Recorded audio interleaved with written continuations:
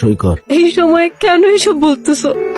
এই বাড়িতে আপনাদের পরিবারের একজন ইন্তেকাল করেছে আর আপনারা সম্পত্তি ভাগাভাগি করছেন। তুই কে যে আমাদের পারিবারিক আলোচনার মধ্যে ঢুকে গিয়েছিস? খালিদ, রিদিতা ম্যামের পার্সোনাল বডিগার্ড। মারা যাবার আগে এনায়েত সাহেব আমাকে অ্যাপয়েন্ট করে গেছেন আপনার সেফটির জন্য।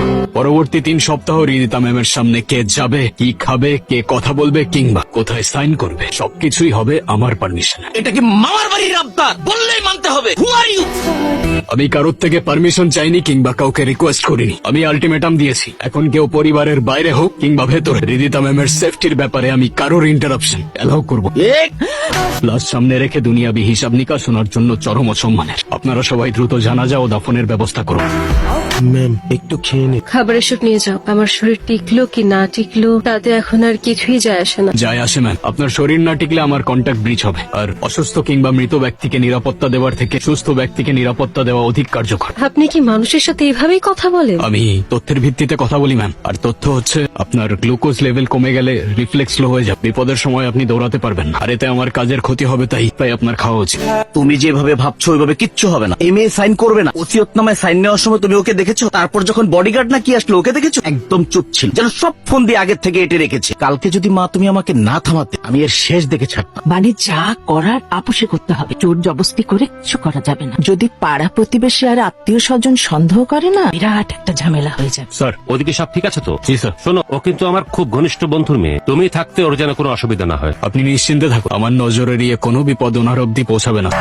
বাবা চলে যাওয়ার পর বাগানটা কেমন ফ্যাকাশ হয়ে গেছে, তাই না? বলতে পারছি না ম্যাম, এখানে কখনো আগে আসিনি আমি। বাবা সব সময় বলতেন মানুষ মারা গেলে নাকি তার প্রিয় বাগানটাও শোক পালন করে। শোক পালনের বিষয়টা ঠিক জানি না ম্যাম, তবে বাগানের মালিক না থাকলে দ্রুত আগাছা জন্মায়, আর আগাছা জন্মালে আসল গাছগুলো মরে যায়। আপনার চারপাশটাও এখন আগাছায় ভরা। জানেন, এই পৃথিবীতে একমাত্র বাবাই আমাকে সব থেকে বেশি ভালোবাসতো। মা মারা যাওয়ার পর কোনোদিন মার অভাব বুঝতে দেয়নি। কালকে যাকে দেখলাম উনি। মা মারা যাওয়ার পর বাবা ওনাকে বিয়ে করে। উনি নিজের সন্তানের মতোই আমাকে দেখে, অনেক আদরও করে। ম্যাম, যে আদর করে আপনাকে বন্দি করে রাখে সেটা যত্ন না বরং শক্ত এক খাঁচা। আমি দেখেছিলাম কাল, তার এক হাত আপনার কাঁধে ছিল আর এক হাত ওসিয়তনামার ফাইল।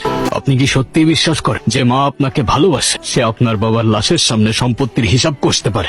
তোকে দেখে আমার কলিজাটা ফেটে যাচ্ছে রে মা। তোকে একাই ঘরে থাকতে দেখে আমার বুকটার মধ্যে খা খা করছে। চল মা আমার ঘরে চল। তাছাড়া তোর সাথে আমার জরুরি কিছু কথাও আছে। জরুরি কথাগুলো দয়া করে এখানেই শেষ করুন। দেয়াল বদলে গেলে হয়তো আপনার কথাগুলোর অর্থও বদলে যেতে পারে। এটা কি ধরনের বেয়াদবি? আমার মেয়ের সাথে আমি একটু সুখ দুঃখের কথা বলবো, সেখানেও তোমার অনুমতি নিতে হবে? সমস্যা নেই খালিদ। আর মা কি বলতেছো? অনুমতি কেন নিতে হবে? আমার কাজ অনুমতি দেওয়া না ম্যাম, তবে আপনার সুখ দুঃখের কথার জন্য যদি রিদিতা ম্যামের নিরাপত্তার কোনো ইন্টারাপ্ট হয়, সেক্ষেত্রে আপনার কথার মাঝে দেয়াল হয়ে দাঁড়ানোই আমার কাজ। যা বলার আমার সামনেই বলুন। তুমি ভুলে যেও না, এই বাড়িতে আমার স্বামী তোমাকে রেখেছে। যার জন্য আমাকে অ্যাপয়েন্ট করা হয়েছে, আমার দায়বদ্ধতা শুধু তার প্রতি। বাকি অন্য কোনো ক্যারেক্টার আমার কাছে ইম্পর্টেন্ট না। এই আমার বাড়িতে দাঁড়িয়ে আমার মায়ের মুখে মুখে তর্ক করিস? সাহস বেশি হয়ে গেছে না? ঘাড় ধাক্কা দিয়ে এই বাড়ি থেকে বের করে দে। চিনিস তুই আমাকে? চিনি, আপনি সে যার সাথে এই পরিবারের অর্থাৎ এনায়েত সাহেবের রক্তের কোনো সম্পর্ক নেই। তাই এই সম্পত্তিতে অধিকার দেখানোর লোভটা অনেকটাই অদ্ভুত আর সন্দেহজনক। কি বললি? আমার বাড়িতে দাঁড়িয়ে আমাকে বলিস সন্দেহজনক? তবে আপনি আর আপনার মা মিলে যে সম্পত্তির নাটকটা সাজাচ্ছেন সেটার স্ক্রিপ্টটা বেশ পুরনো।